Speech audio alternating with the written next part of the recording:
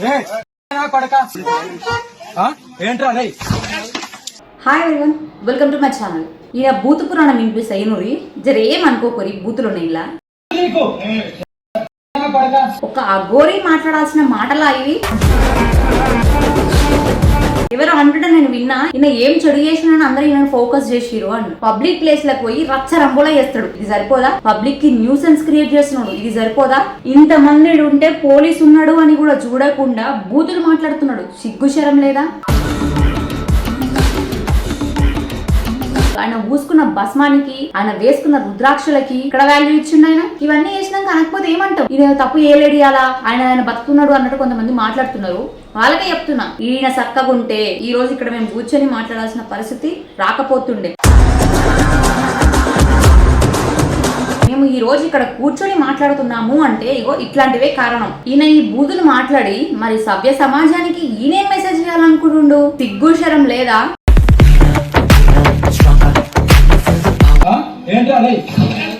Police ని పట్టుకొని ఏంట్రా రే, ఇదేనా నీ సనాతన ధర్మం నువ్వు మాట్లాడే మాటలు? గుశరం ఉండనక్కర్లే, ఏం మాటలేవి? ఒక పోలీస్ ని పట్టుకొని నీ నోటికి ఎంత వస్తే అంత మాట్లాడతావా? అసలు నీ మీద కనుక పోలీసులు కరెక్ట్ గా కాన్సన్ట్రేషన్ చేసి అనుకో, విత్ ఇన్ సెకండ్స్ లో నువ్వు ఉంటావు జైల్లో చిప్పకూడదు అనుకుంటూ.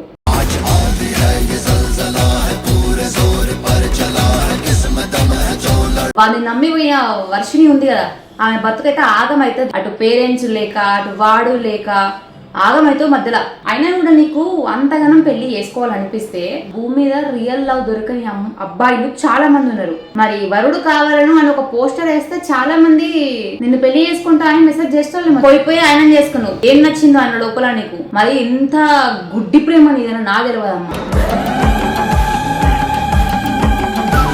మరి ఇంత బ్లైండ్ గా నువ్వు లవ్ చేస్తావని నాకైతే అస్సలు తెలియదు. నాకు తెలిసి నువ్వు ఆయన దగ్గర లిప్స్టిక్ పెట్టుకున్నాడు కదా, షేడ్ ఒకటి రెడ్ కలర్ ది, దానికి పడిపోయి ఉంటావు.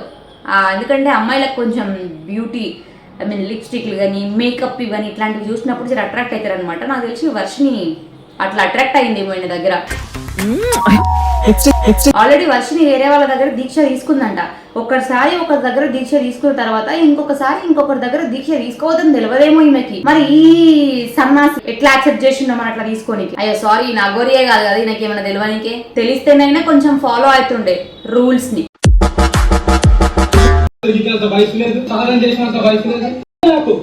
అంట అంటే దుర్భాషలా, సిగ్గులేదా? ఈయన ఈ గెటప్ వేసుకోకుండా ఉంటే ఒక్క రూపాయి కూడా సంపాదించలేడు. అందుకోసమేనేమో ఇట్లా జెండర్ చేంజ్ చేసుకొని అందరి దగ్గరకు వచ్చి పెద్ద పెద్దల దగ్గర పూజలు చేస్తా అవి చేస్తా అని గాళ్ళు ఇట్లా పెట్టి, అదేదో సినిమా ఉంటుంది చూడండి విరూపాక్ష, అలా ఇట్లా పెట్టి ఇట్లా అంటారు కదా ఆమె. మేబీ అది చూసి నేర్చుకుంటో ఏమో, నాకు అర్థమైతలేదు.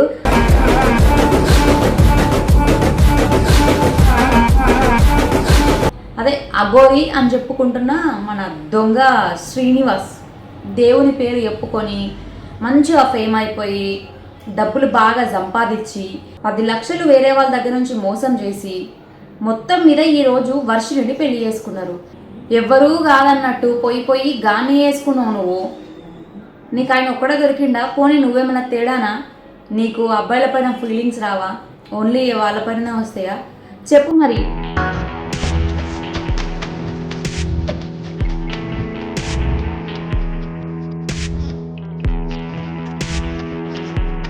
మీ ఇద్దరు కలిసి ఆయననేమో ట్రాన్స్జెండర్స్ పరువు తీసిండు. ఒక ఆడోళ్ళు కప్పుకునే పార్ట్స్ అన్నిటినీ కూడా ఎక్స్పోజ్ చేసుకుంటూ రోడ్డు మీదకి వచ్చి ఆడోళ్ళ పరువును తీసిండు, సనాతన ధర్మాల పరువును తీసిండు. అఘోరి అని చెప్పుకొని దొంగ ముసుగులో ఉన్న ఈయన అఘోరీలందరినీ కూడా బ్లేమ్ చేసే సిచ్యువేషన్ కి తీసుకొచ్చిండు. ఎవరిని కూడా నమ్మొద్దు అన్న సిచ్యువేషన్ లో ఉంచిండు. ఇప్పుడు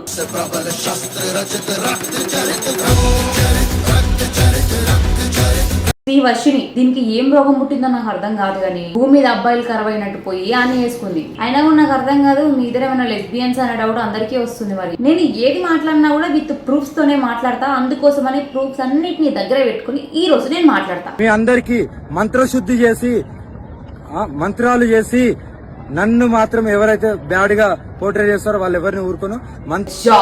ఆ గొరిని నేను కూడా తిట్టేసిన. మరి నన్నేమన్నా చేస్తాడా? నా మీద ఏమన్నా మంత్రాలు చేస్తాడా? అయ్యో నెక్స్ట్ నేను ఇక్కడ కూర్చోలేనేమో. నాకు తెలిసి నేను కూడా నెక్స్ట్ ఆయన దగ్గర పోయి ఇప్పుడు ఈ వర్షం ఎట్లయితే పోయిందో అట్లా పోయి నేను కూడా మీ దగ్గర ఉండిపోతానండి మాతలాగా అని చెప్పుకుంటానేమో మరి ఒకవేళ నా మీద కూడా వశీకరణ మంత్రాన్ని ప్రయోగిస్తే. ఎలాంటి క్రియలైనా చేయడానికి నేను సిద్ధంగా ఉన్నాను. నా నుండి మీరు కాపాడుకోండి.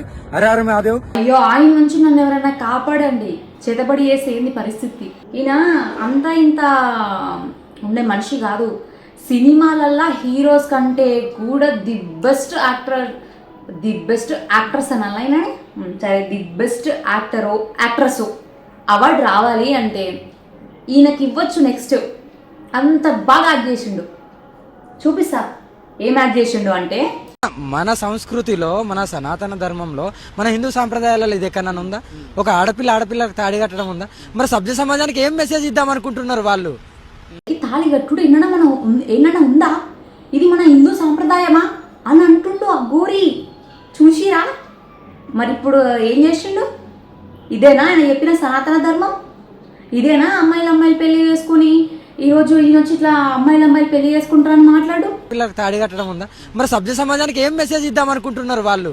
కరెక్ట్ పాయింట్ చెప్పాడు. మళ్ళీ ఒకసారి రిపీట్ చేస్తా చూడండి. మరి నువ్వు సభ్య సమాజానికి ఏం మెసేజ్ ఇద్దామని ఇట్లాంటివి చేస్తున్నావు? నువ్వెందుకు సనాతన ధర్మాన్ని చెడగొడుతున్నావు? నువ్వెందుకు సభ్య సమాజాన్ని చెడగొడుతున్నావు?